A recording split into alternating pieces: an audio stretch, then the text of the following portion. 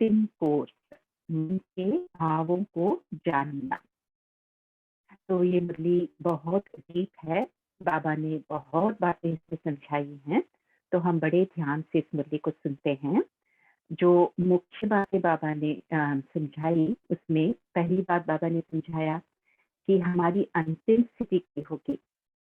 तो बाबा ने इसके लिए बहुत सारी पॉइंट्स बताई हैं। जैसे बाबा ने कहा कि हमारी अंतिम स्थिति में हम दूसरों के भाव को एकदम स्पष्ट समझ पाएंगे, देख पाएंगे वो क्या बोल रहे हैं, वो उनको बोलने की जरूरत नहीं पड़ेगी।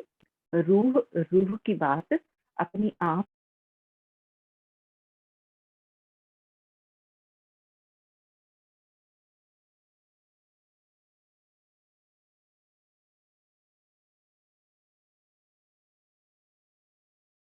कुछ स्पष्ट दिखाई देता है, उसी रीति हमें भविष्य भी दिखाई देगा। और ये हर बात में दिखाई देगा, हमें कोई भी बात में बाबा ने कहा हमें ऐसे भविष्य दिखाई देगा। फिर बाबा ने ये भी कहा कि जो दूर की बात होगी, कभी भविष्य में बहुत बाद में होने वाली बात, वो भी ऐसे दिखेगी जैसे कि अभी इसी समय हो रही है, मतलब बहुत नजदीक दिखाई देगी। जैसे कोई बाबा ने उदाहरण दिया, टीवी में हम कोई चीज देखते हैं जो दूर की बात देख रहे हैं, लेकिन इतनी स्पष्टता से हम देखते हैं ना, उसी रीति हम दूर की बात को देख पाएंगे। फिर बाबा ने कहा अगर किसी भी बात के पुरुषार्थ को हमने अभी कंप्लीट नहीं किया है, रहा हुआ है, तो अंतिम स्थिति की स्टेज में हम उस पुरुषार्थ को बहुत आसानी से कर लेंगे, तो बहुत ही इजीली कर लेंगे। फिर बाबा ने ये भी कहा कि जब हम दूसरों को देखेंगे तो हमारी अंतिम स्थिति ऐसी होगी कि हमें उनको उनका वर्तमान पुरुषार्थी रूप यानी ब्राह्मण स्वरूप, उनका आने वाला फरिश्ता स्वरूप और उनका देवता स्वरूप भी स्पष्ट दिखाई देगा। यहाँ तक हम देखेंगे। और हम शक्ति नहीं होंगे, यानी हम उससे भी परे चले जाएंगे। ऐसी होगी हमारी अंतिम स्थिति। तो अंतिम स्थिति को हम गहराई से देखेंगे तो बाप समान स्थिति हम सबकी होगी। तो अभी बाबा ने कहा लेकिन ऐसी स्थिति बनेगी कैसी। तो बाबा ने कहा इसमें जो मुख्य बात है वो है क्लियर बुद्धि बनना। हमारी बुद्धि की लाइन एकदम क्लियर और स्पष्ट हो, यानी बुद्धि के अंदर श्रीमत के अलावा और कोई भी बात ना हो, किसी की भी याद ना हो, कोई भी व्यर्थ ना हो, कोई भी मनमत, कोई भी परमत, कुछ भी ना हो, एकदम क्लियर बुद्धि हो। ऐसी बुद्धि बनानी है, तभी हम अंतिम स्थिति का पुरुषार्थ कर पाएंगे। अब क्लियर बुद्धि कैसे बनाएंगे, तो उसके लिए बाबा ने फिर कुछ बातें बताई। बाबा ने सबसे पहले कहा कि अपने आप को चेक करो कि आपके मन में कोई विघन तो नहीं है। विघन माना क्या, हम सब जानते हैं, कोई लगाव झुकाव, कोई भी विकार, कोई भी ऐसी बातें जो विघन रूप बनती हैं, तो वो विघन हमें चेक करना है और उसे निकालना है।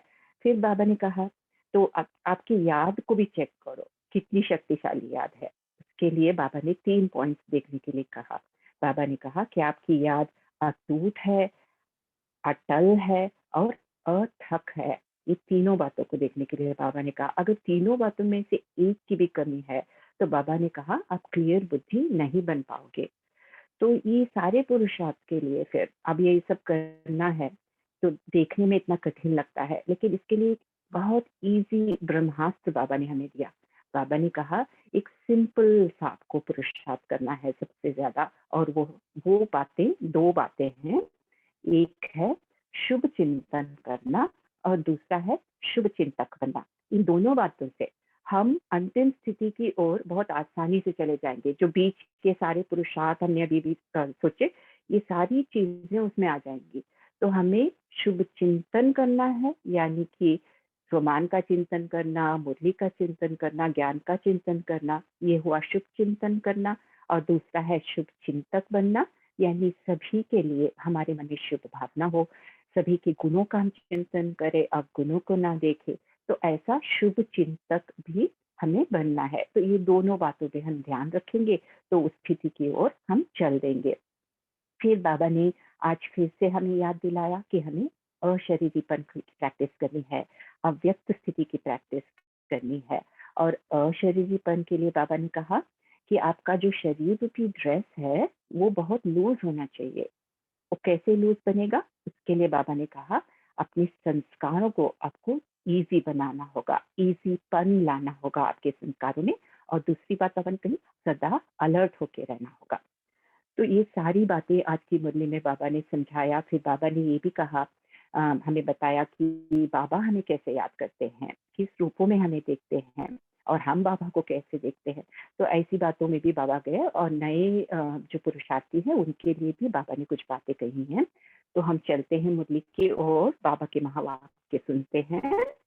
22/1/1970 की मुरली, अंतिम कोर्स, मन के भावों को जानना।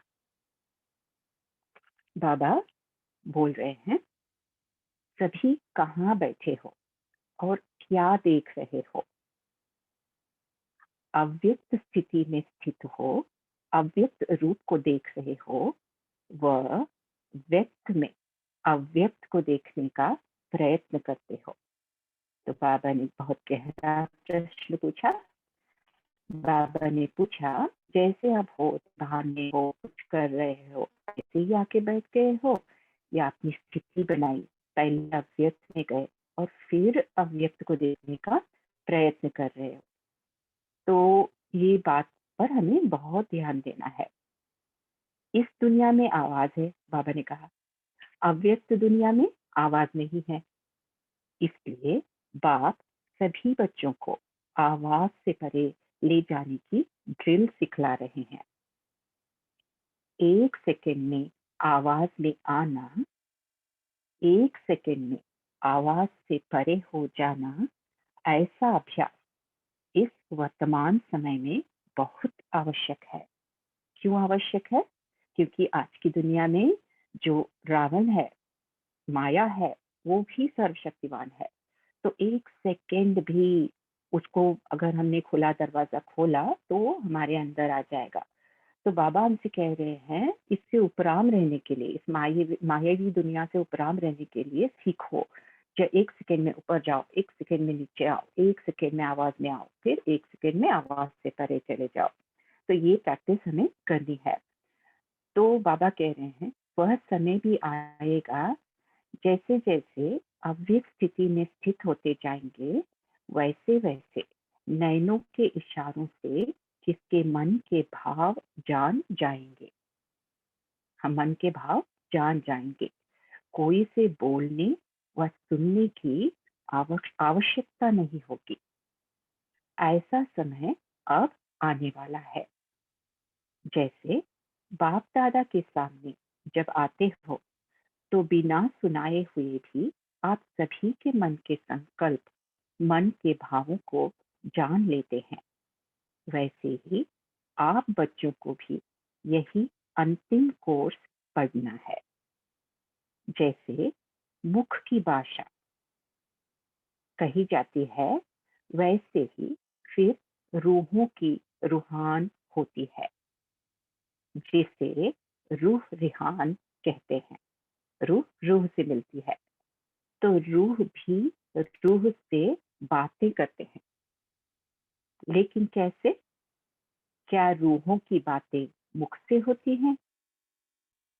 जैसे जैसे रूहानी स्थिति में स्थित होते जाएंगे, वैसे वैसे रूह रूह की बात को ऐसे ही सहज और स्पष्ट जान लेंगे। बाबा ने क्या कहा? जैसे जैसे रूह रूह की बात को हम रूहानी स्थिति में स्थित होते जाएंगे, वैसे वैसे रूह रूह की बात को ऐसे ही सहज और स्पष्ट जान लेंगे। जैसे इस दुनिया में मुख द्वारा वर्णन करने से एक दो के भाव जानते हो, तो इसके लिए किस बात की धारणा की आवश्यकता है? विशेष इस बात की आवश्यकता है जो सदैव बुद्धि की लाइन क्लियर हो। तो बाबा ने क्या कहा? सदैव बुद्धि की लाइन क्लियर हो।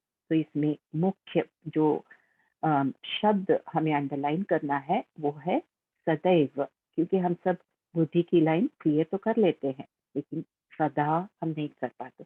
तो सदैव करने का हमें पुरुषार्थ करना है। सदैव बुद्धि की लाइन क्लियर हो।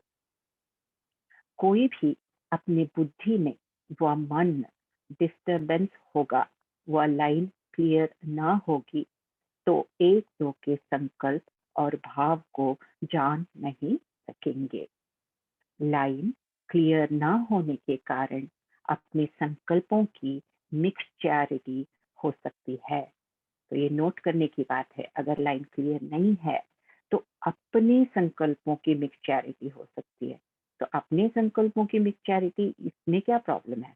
हमारे संकल्प में प्रॉब्लम इसीलिए है क्योंकि कुछ ही दिन पहले बाबा साकार मुरली ने बताया, बाबा ने, हम कौन है? हम ही रावण है, बाबा ने कहा, हम खुद रावण है, बाबा ने कहा।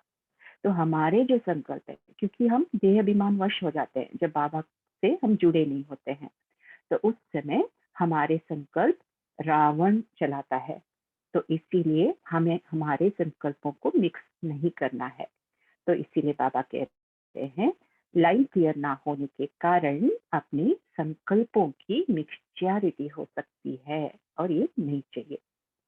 इसलिए हर एक को देखना चाहिए कि हमारी बुद्धि की लाइन क्लियर है, बुद्धि में कोई भी किसी भी प्रकार का विघ्न तो नहीं सताता है। तो बाबा चेकिंग पॉइंट दे रहे हैं, चेक करो आपकी बुद्धि में कोई विघ्न तो नहीं है। फिर बाबा समझा रहे हैं याद कैसी होनी चाहिए? अटूट, अटल, अथक, यह तीनों ही बातें जीवन में है। बाबा पूछ रहे हैं अगर इन तीनों में से एक बात में भी कमी है तो समझना चाहिए कि बुद्धि की लाइन क्लियर नहीं है। जब बुद्धि की लाइन क्लियर हो जाएगी तो उसकी स्थिति स्मृति क्या होगी? अभी बाबा समझा रहे हैं क्लियर बुद्धि कैसी होती है। जितनी जितनी बुद्धि की लाइन अर्थात पुरुषार्थ की लाइन, तो बाबा ने क्या कहा? जितनी जितनी बुद्धि की लाइन अर्थात पुरुषार्थ की लाइन, तो इसका मतलब क्या हुआ कि हमारा पुरुषार्थ क्या है? बुद्धि की लाइन को क्लियर करना, यही हमारा पुरुषार्थ है। तो जितनी जितनी बुद्धि की लाइन अर्थात पुरुषार्थ की लाइन क्लियर होगी, उतना उतना क्या स्मृति में रहेगा? कोई भी बात में उनके सामने भविष्य ऐसा ही स्पष्ट होगा जैसे वर्तमान स्पष्ट होता है। इसलिए वर्तमान और भविष्य एक समान हो जाएगा। जैसे ब्रह्मा बाबा के लिए, जैसे कि वो ऑलरेडी श्री कृष्ण थे, जैसे ही सुना श्री कृष्ण, तो श्री कृष्ण बन के ही रह गए। तो उनसे क्या होता था? श्री कृष्ण का हमेशा साक्षात्कार होता था। तो वो जैसे कि भविष्य में ऑलरेडी थे, तो उनको उतनी क्लियरली उनका रूप दिखाई देता था।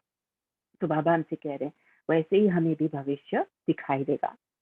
जैसे आजकल साइंसदानों ने, साइंटिस्ट ने कहाँ कहाँ की बातों को इतना स्पष्ट दिखाया है, जो दूर की चीज भी नजदीक नजर आती है। इसी रीति से जिनका पुरुषार्थ क्लियर होगा उनको भविष्य की हर बात दूर होते हुए भी नजदीक दिखाई पड़ेगी।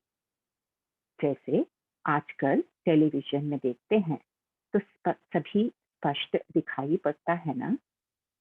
तो उनकी बुद्धि और उनकी दृष्टि टेलीविजन की भांति सभी बातें स्पष्ट देखेंगी और जानेंगी। बाबा ने कहा देखेंगी भी और जानेंगी भी हर बात को। और कोई भी बात में पुरुषार्थ की मुश्किलात नहीं रहेगी। तो वह अनुभव, वह अंतिम स्थिति की परख अपने आप में देखो कि कहाँ तक अंतिम स्थिति के नजदीक है।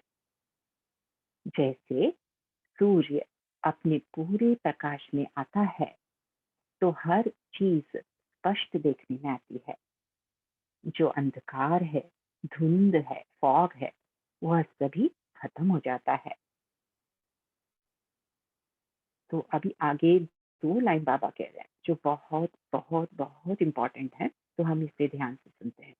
तो बाबा ने अभी-अभी हमसे क्या कहा पहले? बाबा ने कहा कि सूर्य जब पूरे प्रकाश में आता है, तो धुंधलापन चला जाता है, सब कुछ दिखाई देता है। तो इसी रीति बाबा कह रहे हैं, इसी रीति जब सर्वशक्तिवान ज्ञान सूर्य के साथ अटूट संबंध है, तो अपने आप में भी ऐसे ही हर बात स्पष्ट देखने में आएगी।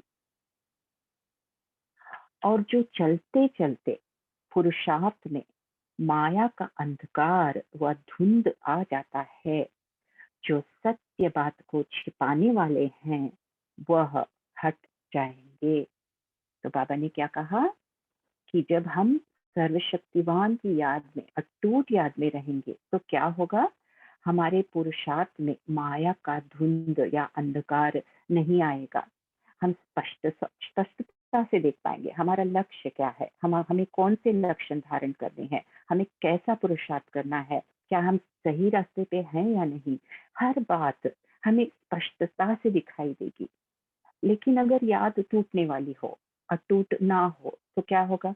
जो पहले बाबा ने बताया, मिक्सचैरिटी हो जाएगी, क्योंकि देह अभिमान के संकल्प चलेंगे, रावण आ जाएगा। तो ऐसे में हमारा पुरुषार्थ एक्यूरेट नहीं होगा। हमें लगेगा हम बहुत मेहनत कर रहे हैं, सब ठीक कर रहे हैं, लेकिन हम लक्ष्य को पा नहीं रहे हैं। तो उसमें हमें चेक करना है, यही बात को चेक करना है, क्या हमारी याद अटूट है? अगर अटूट नहीं है, तो उसमें मिक्सचैरिटी आ गई है। तो इसीलिए अटूट याद का हमें सबसे पहले वही पुरुषार्थ करना है, याद अटूट रहे, उसके बाद सब कुछ ईजी हो जाएगा। तो फिर बाबा ने कहा, तो इसके लिए सदैव दो बातें याद रखना। तो फिर अब ये करने के लिए बाबा ने कहा, अभी दो बातें क्या याद रखनी है। आज के इस अलौकिक मेले में जो सभी बच्चे आए हैं, वह जैसे लौकिक बाप अपने बच्चों को मेले में ले जाते हैं, तो जो स्नेही बच्चे होते हैं, उनको कोई ना कोई चीज लेकर देते हैं। तो बाप दादा भी आज के इस अनोखे मेले में आप सभी बच्चों को कौन सी अनोखी चीज देंगे? बाबा पूछ रहे हैं, कौन सी देंगे? आज के इस मधुर मिलन के मेले को यादगार बाप दादा क्या दे रहे हैं कि सदैव शुभ चिंतक और शुभ चिंतन में रहना। तो बाबा हमें सौगात दे रहे हैं, शुभ चिंतन और शुभ चिंतक बन के रहना। शुभ चिंतन और शुभ चिंतक, यह दो बातें सदैव याद रखना। बाबा ने कहा सदैव याद रखना। शुभ चिंतन से अपनी स्थिति बना सकेंगे। शुभ चिंतन से स्थिति कैसे बनेगी? हम स्वमान में रहेंगे, मुरली चिंतन करेंगे, तो इन बातों से क्या होगा? स्थिति बनेगी। तो बाबा कह रहे शुभ चिंतन से अपनी स्थिति बना सकेंगे, और शुभ चिंतक बनने से अनेक आत्माओं की सेवा करेंगे। क्योंकि शुभ चिंतक बनेंगे तो चाहेंगे कि दूसरी आत्मा भी आगे बढ़े, उसके लिए दुआएं देंगे, उसे आगे, उसको गुणदान करेंगे, ये सब करेंगे। तो इससे हम दूसरी आत्माओं की सेवा भी करेंगे। तो इसीलिए बाबा कह रहे हैं शुभ चिंतन से अपनी स्थिति बना सकेंगे, और शुभ चिंतक बनने से अनेक आत्माओं की सेवा करेंगे। तो आज यह वतन से आए हुए सभी बच्चों के प्रति अविनाशी सौगात है। बाप दादा का स्नेह अधिक है, वह बच्चों का अधिक है। अभी बाबा नेक्स्ट पॉइंट पे जा रहे हैं। बाबा पूछ रहे हैं किसका स्नेह अधिक है। कोई कोई बच्चे सोचते होंगे कि हम सभी का स्नेह बाप दादा से ज्यादा है। कोई कोई है भी, लेकिन मेजॉरिटी नहीं। बाबा ने कहा स्नेह है, लेकिन अटूट और एक रस स्नेह नहीं है। अटूट और एक रस स्नेह नहीं है। बच्चों का स्नेह रूप बदलता बहुत है। बाबा ने कहा बाप दादा का स्नेह अटूट और एक रस रहता है। तो अब बताओ कि किसका स्नेह ज्यादा है। बाप दादा बच्चों को देखते हैं तो त्रिनेत्री होने से तीन रूपों से देखते हैं। बाबा ने तीन रूपों से देखते हैं। वह कौन से तीन रूप? तो बाबा ने कहा जैसे आप बच्चे बाप को तीन रूपों से देखते हो ना, तो हम तीन रूपों से बाबा को देखते हैं। एक तो आकारी, निराकारी, साकारी, या फिर कहो बाप टीचर, सतगुरु, ऐसे हम कई ऐसे 3-3 रूपों में बाबा को देखते हैं। तो बाबा हमसे कह रहे हैं कि जैसे आप मुझे 3 रूपों में देखते हो, तो बाबा क्या करते हैं, बाप बच्चों को 3 रूप से देखते हैं। एक तो पुरुषार्थी रूप, दूसरा असंगम का भविष्य जो फरिश्ता रूप है, और तीसरा भविष्य देवता रूप। तो बाबा ने ब्राह्मण, फरिश्ता और फिर देवता रूप में देखते हैं। तो बाबा हमसे कह रहे हैं तीनों का साक्षात्कार होता रहता है। तो बाबा को तीनों रूप स्पष्ट दिखाई देते रहता है हर समय। तीनों की रूप एक एक ऐसे ही स्पष्ट देखने में आते हैं जैसे वर्तमान ये देह का रूप इन आंखों से स्पष्ट देखने में आता है। तो इतनी स्पष्टता से बाबा हमको देखते हैं। तो इस रीति दिव्य नेत्र द्वारा ये तीनों रूप स्पष्ट देखने में आते हैं। जैसे इन आंखों से देखी हुई चीज का वर्णन करना सहज होता है ना, सुनी हुई बातों का वर्णन करना कुछ मुश्किल होता है, लेकिन देखी हुई बात का वर्णन करना सहज होता है और स्पष्ट होता है। तो इन दिव्य नेत्रों व अव्यक्त नेत्रों द्वारा हर एक के तीनों रूप भी इतना ही सहज वर्णन करना होता है।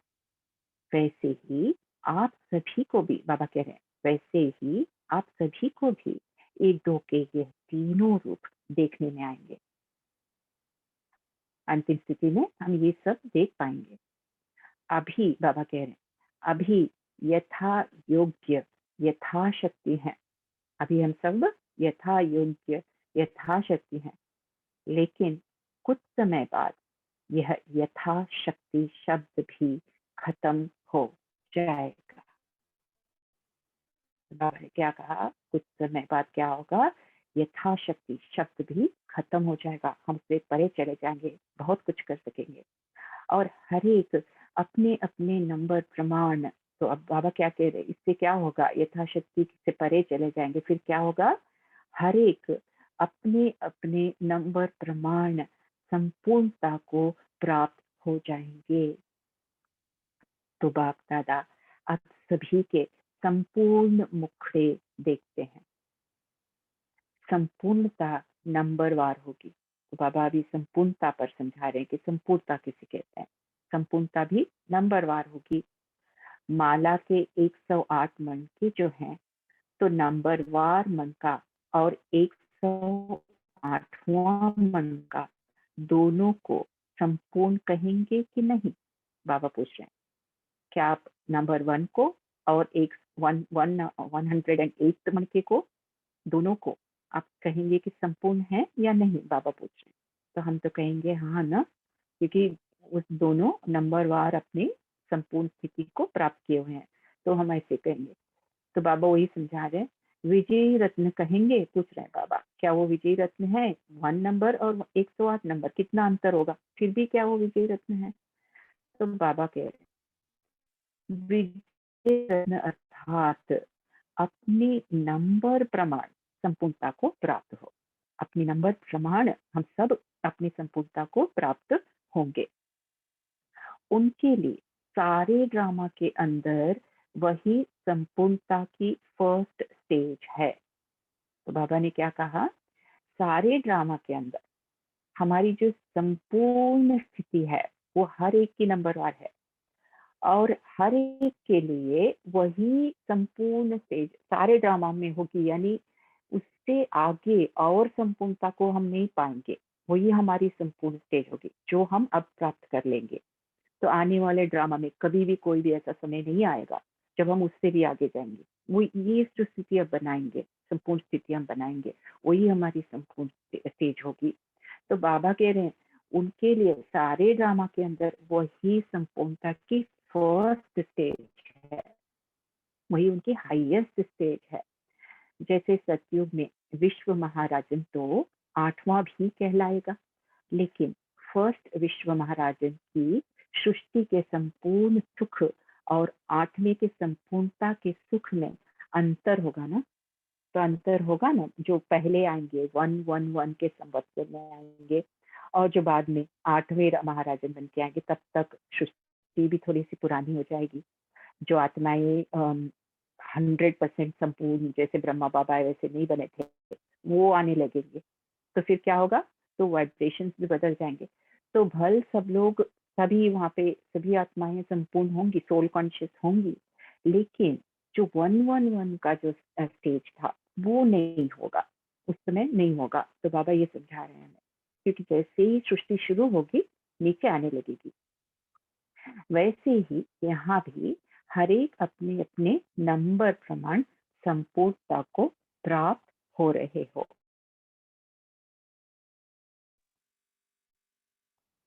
इसलिए बाप दादा संपूर्ण स्टेज को देखते रहते और वर्तमान समय के पुरुषार्थ को देखते रहते हैं, क्या हैं और क्या बनने वाले हैं। तो बाबा दोनों देखते हैं। आपने पूछा ना कि वतन में क्या बैठ करते हो, यही देखते रहते हैं और अव्यक्ति सहयोग देने की सर्विस करते हैं। तो बाबा हमें अव्यक्ति सहयोग देते हैं। सभी समझते हैं कि बाप दादा वतन में पता नहीं क्या बैठ करते होंगे, लेकिन सर्विस की स्पीड साकार वतन से वहां तेज है, क्योंकि यहाँ तो साकार तन का भी हिसाब साथ था। अब तो इस बंधन से भी मुक्त है, अपने प्रति नहीं है, सर्वात्माओं के प्रति है। जैसे इस शरीर को छोड़ना और शरीर को लेना यह अनुभव सभी को है, वैसे ही जब चाहो तब शरीर का भान बिल्कुल छोड़कर अशरीरी बन जाना और जब चाहो तब शरीर आधार लेकर कर्म करना, यह अनुभव है। बाबा ने पूछा, इस अनुभव को अब बढ़ाना है। बिल्कुल ऐसे ही अनुभव होगा जैसे कि फूल चोला अलग है और चोले को धारण करने वाली आत्मा अलग है। यह अनुभव अब ज्यादा होना चाहिए। सदैव यही याद रखो कि अब गए ही गए, सिर्फ सर्विस के निमित्त शरीर का आधार लिया हुआ है, लेकिन जैसे ही सर्विस समाप्त हो वैसे ही अपने को एकदम हल्का कर सकते हैं।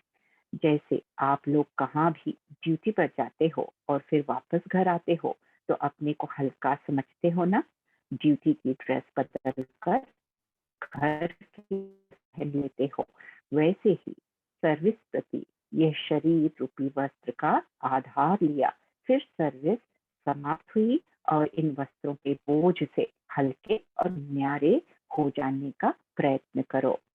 एक सेकेंड में चोले से अलग कौन हो सकेंगे? अगर टाइटनेस होगी तो अलग हो नहीं सकेंगे। कोई भी चीज अगर चिपकी हुई होती है तो उनको खोलना मुश्किल होता है, हल्के होने से सहज ही अलग हो जाता है। वैसे ही अगर अपने संस्कारों में कोई भी ईजीपन नहीं होगा तो फिर अशरीरीपन का अनुभव कर नहीं सकेंगे। सुनाया था ना कि क्या बनना है? ईजी और अलर्ट, ऐसे रहने वाले ही इस अभ्यास में रह सकेंगे। बाप दादा बच्चों को कोई नया नहीं देख रहे हैं, क्योंकि जबकि तीनों ही कालों को जानते हैं तो नया कैसे कहेंगे? इसलिए सभी अति पुराने हैं। कितना पुराने हैं वह इस हिसाब नहीं निकाल सकते, तो अपने को नया नहीं समझना। अति पुराने हैं और वही पुराने अब फिर से अपना हक लेने के लिए आए हैं। यह नशा सदैव कायम रहे। यह भी कभी नहीं बोलना कि पुरुषार्थ करेंगे, देखेंगे नहीं। जो लास्ट आए हैं उनको यही सोचना है कि हम फास्ट जाएंगे। अगर फास्ट का लक्ष्य रखेंगे तो पुरुषार्थ भी ऐसे ही होगा। इसलिए कभी भी यह नहीं कि हम लोग तो पीछे आए हैं तो वैसा बन जाएंगे, नहीं। पीछे आने वालों को भी अधिकार है राज्य पद पाने का। ओम अच्छा, शांति। यहीं पे रुकेंगे, टाइम हो गया है। अब ओके। 1 मिनट साइलेंस में रहेंगे, फिर ब्रेकआउट रूम में जाएंगे। विजय भाई जी, आप यहीं पे रहना मेन रूम में।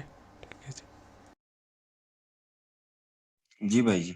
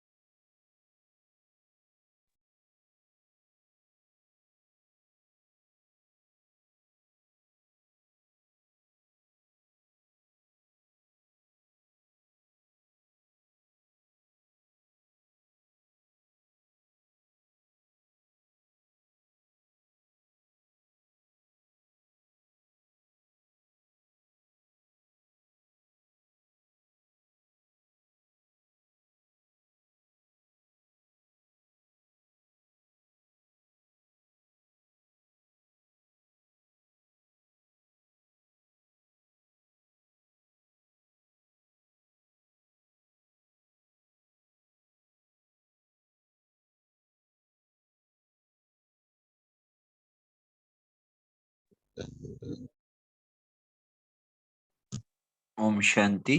सभी अपने अपने पॉइंट्स शेयर कर सकते हैं।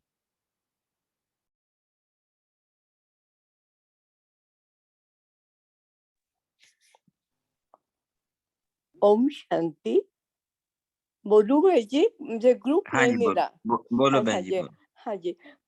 हम तो ऐसे सदैव शुभ चिंतक और शुभ चिंतन करते हैं, लेकिन बाबा ने आज सदैव शब्द पर विशेष ध्यान देने के बोला। सदैव सदैव शुभ चिंतन और शुभ चिंतक बनो।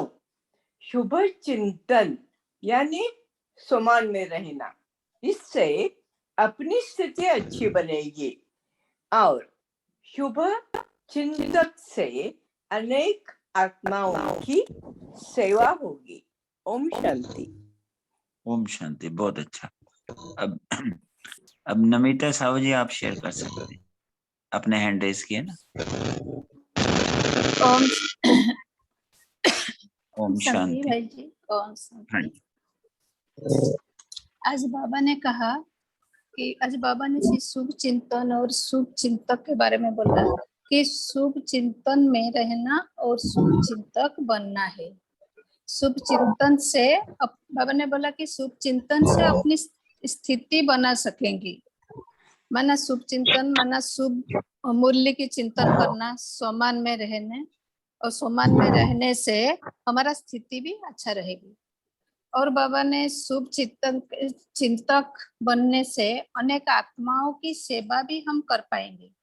जो भी हमारा सामने आए तो बाबा से शक्ति लेकर उसको दुआएं भी दे सकते हैं। कोई बीमार है तो उनके प्रति शुभकामना रखकर उनकी बीमारी के लिए शुभ भावना की वाइब्रेशन देने, वो भी जल्दी ठीक हो रहा है।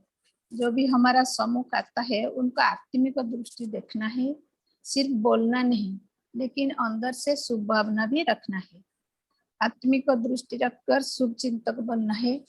हर एक आत्मा प्रति शुभ चिंतक बनकर उसको पॉजिटिव वाइब्रेशन भी देने से वो आत्मा भी हमारा वाइब्रेशन को जल्दी से कैच कर पाएंगे। तो बाबा ने कहा शुभ चिंतन और शुभ चिंतक यह अविनाशी, हमारे अविनाशी गिफ्ट है। ओम शांति। ओम शांति, बहुत अच्छा। सोहन जी, आप बोल सकते हैं, अपने माइक ऑन किया हुआ है। जी, बाबा कहते हैं कि पहले तो जो सब आपके सामने की आत्माएं हैं उनके सबके मन के भावों को जानने के लिए विकास स्थिति रहनी चाहिए। बाबा के साथ बुद्धि की लाइन क्लियर होनी चाहिए। बाबा के साथ याद कंटिन्यूअस रहनी चाहिए। तीसरा ये कि शुभ चिंतक बनने के लिए ऐसा नहीं है कि हम कुछ सोचें और उस समय किसके लिए हम शुभ चिंतक बन जाएं। जैसे वो गुलाब का पौधा हमेशा खुशबू देता है, ऐसे हर एक के प्रति हमारे मन में हमेशा शुभ चिंतन हो। हम जिधर से निकले हमारे अंदर से शुभ के अलावा कोई भावना ही ना, सबका कल्याण हो, सब सुख से रहें, ऐसी भावना रहेगी तो हम हर एक के मन के भाव भी पकड़ लेंगे और सेवा भी अच्छी कर पाएंगे। ओम शांति। बहुत अच्छा। अब अंजू बहन, आप बोल सकते हैं। अपने ओम हैंड। शांति। हाँ जी। बाबा हम बच्चों को 3 रूपों से देखते हैं। एक तो संगम युग पर पुरुषार्थी ब्राह्मण स्वरूप में, और दूसरा फरिश्ता। तो जो हमारा फ्यूचर, जो हम संपूर्ण बनेंगे तो फरिश्ता बनकर सबकी सेवा करेंगे। तीसरा देवता। तो ये फाइनली जो हमारा जो डेस्टिनेशन है वो देवता। बाबा कह रहे हैं कि हमें देवता बनना है। ओम शांति। ओम शांति। इसलिए हम 3 स्वरूपों का बार बार अभ्यास करते हैं ताकि वो स्पष्टता जो है और अच्छे से हो जाए। हाँ जी, सुमाया बहन, आप बोल सकते हैं। ओम शांति। आज बाबा हमको हम बच्चों को ड्रिल सिखा रहे हैं आवाज से परे जाने की।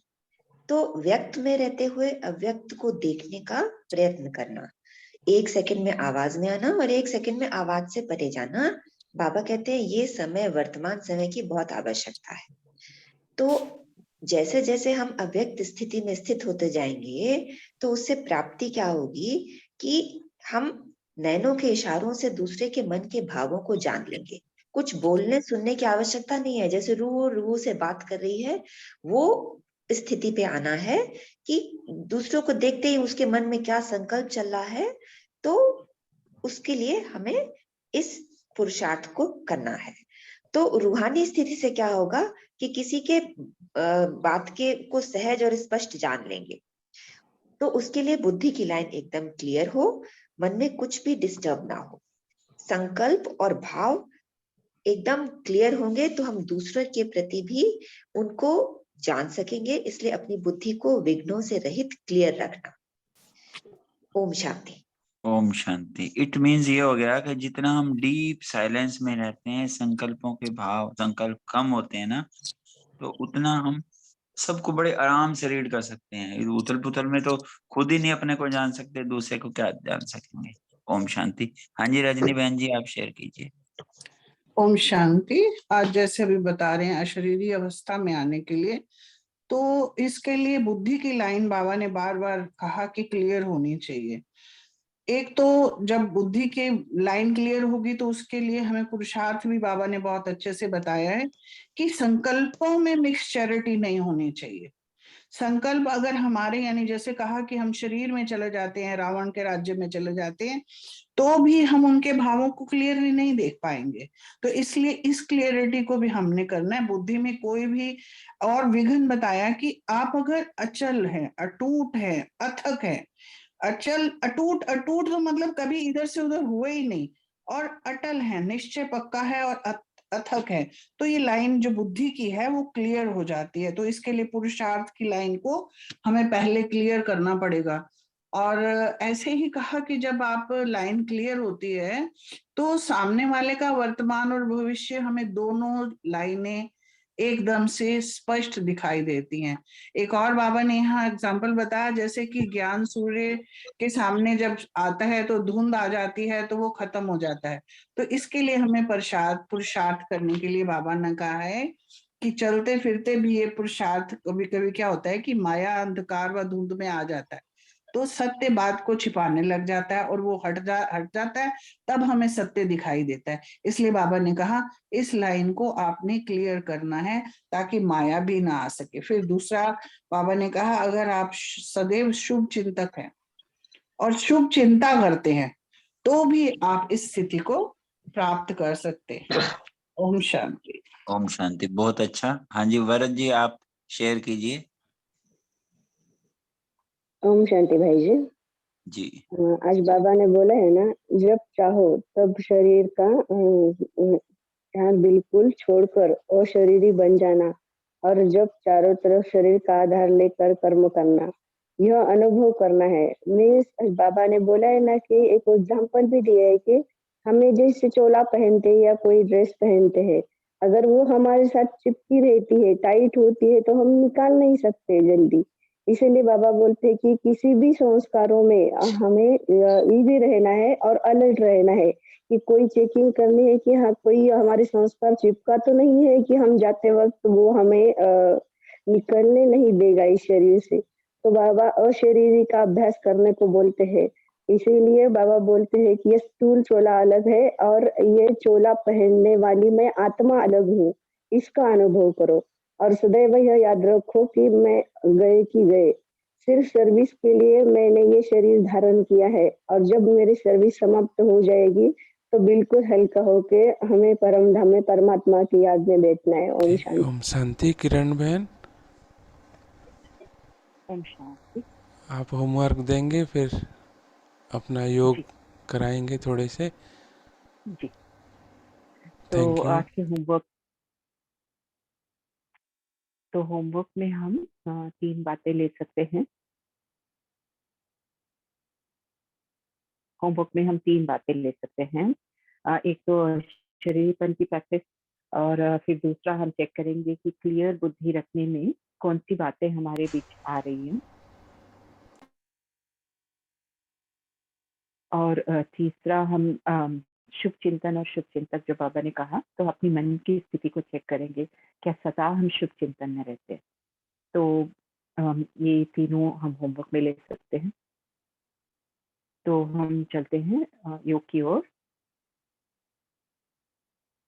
अपने मन बुद्धि को चारों ओर से समेट लें और स्वयं को भ्रुकुटी के बीच मैं चमकता हुआ दिव्य सितारा, एक छोटी सी अलौकिक प्रकाश पुंज को देखें। मन की आंखों से देखें, जैसे एक चमकता दिया अंधेरे गुफा में, केव में चमक रहा है। ये देह वह गुफा है। गुफा की दीवारों और चमकते हुए दिए के बीच स्पेस है, स्पष्ट अनुभव करें। ये देह मुझसे अलग है।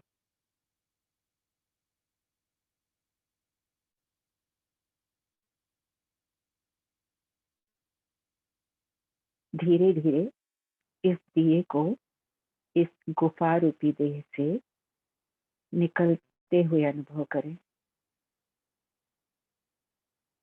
जैसे ये देह मुझसे छूटकर नीचे गिर गया और मैं उड़ चली अव्यक्त बाप दादा के सामने।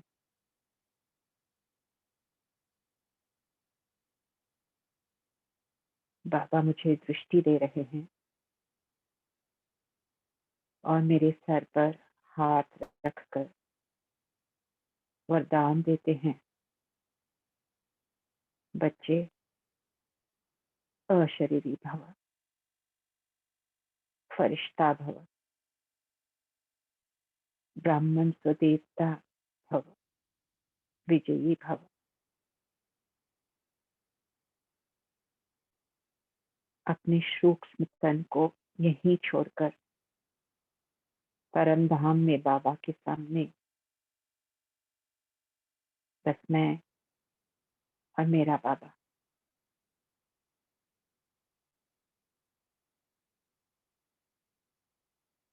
बाबा की किरणें स्वयं पर महसूस करें।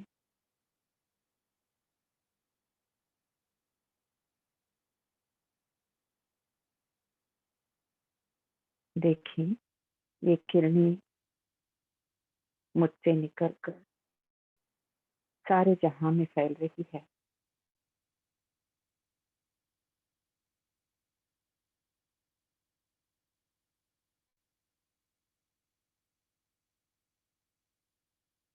ओम शांति।